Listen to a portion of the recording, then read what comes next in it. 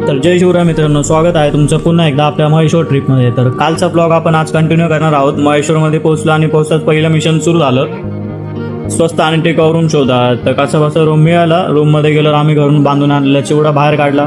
भाई त्यावेळेला तो चिवडा एवढा भारी वाटला की 5 स्टार हॉटेलच्या जेवणापेक्षा पण भारी होता. तर आमच्यातल्या एका मित्राने 70 रुपयाचा काळा चष्मा घेतला होता. भाई रात्री आंधळा चष्मा घालून ॲटिट्यूड दाखवता. नंतर थोडं फ्रेश झालो आणि मग काय डायरेक्ट निघलो घाटावर.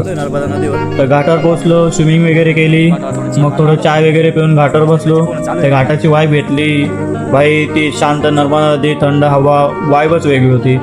तर आम्ही तिथे शांत बसलो होतो, पण अचानक असं वाटायला लागलं जसं त्या घाटावर प्रत्येक दगडामागं एखादी स्टोरी लपली आहे. तेवढ्यात नर्मदा आरती सुरू झाली आणि भाई त्यावेळेला लिटरली अंगावर काटा आला होता.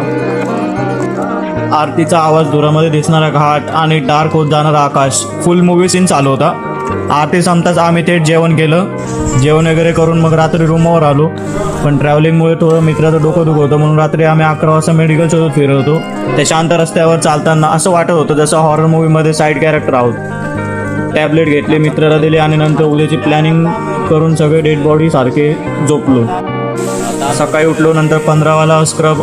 हे लोक असे रगड होते जसं काय बोरेच होणार आहेत. नंतर सकाळी चाय वगैरे पिऊन डायरेक्ट घाटावर. सकाळचा व्ह्यू लिटरली अनरिअल होता. सनराईज असा दिसत होता जसं देवाने पर्सनली फिल्टर लावलाय. फ्रेश झालो, मग काय सुरू फुल ॲडव्हेंचर मोड.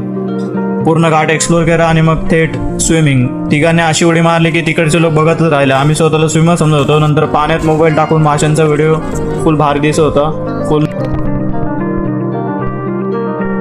मस्ती करून बाहेर आलो. मग तिकडे कॅमेरावाला उभा होता. तर त्याला विचारलं किती पैसे वगैरे घेतो. तर तो 50 रुपये सांगत होता पर पर्सन.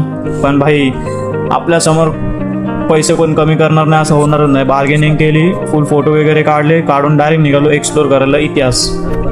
समोर अहिल्याबाई होळकरांचा ऐतिहासिक वाडा होता. त्या वाड्यात एंट्री घेतलं, ॲटमॉस्फिअर बदललं. जुन्या भिंती, मोठे दरवाजे, शांत खोल्या आणि आत ठेवलेले शेकडो वर्षांच्या जुन्या वस्तू. असं म्हणतात की अहिल्याबाई होळकर इथून राज्याचे निर्णय घेत होत्या. इतिहासात नाव करणारी एक ताकदवान राणी. तिथे ठेवलेले दागिने, तलवारी, जुनी भांडी आणि वस्तू बघताना लिटरली असं वाटत होतं जसं वेळ मागे फिरली आहे. त्या शांत खोल्यांमध्ये फिरताना एकदम मिस्टिरियस फिलिंग येत होती, जणू त्या भिंती अजूनही काही सिक्रेट्स लपवतात. मग महादेवाच्या मंदिरात गेलो. तिथली शांतता म्हणजे पूर्ण प्रवासात मोस्ट पीसफुल मुमेंट होता. आणि मग काय फायनली आम्ही निघालो ओंकारेश्वर दिशेने. पण पुढे जे झालं ते बघून आमच्यातला एक जण लिटरली शॉक झालं.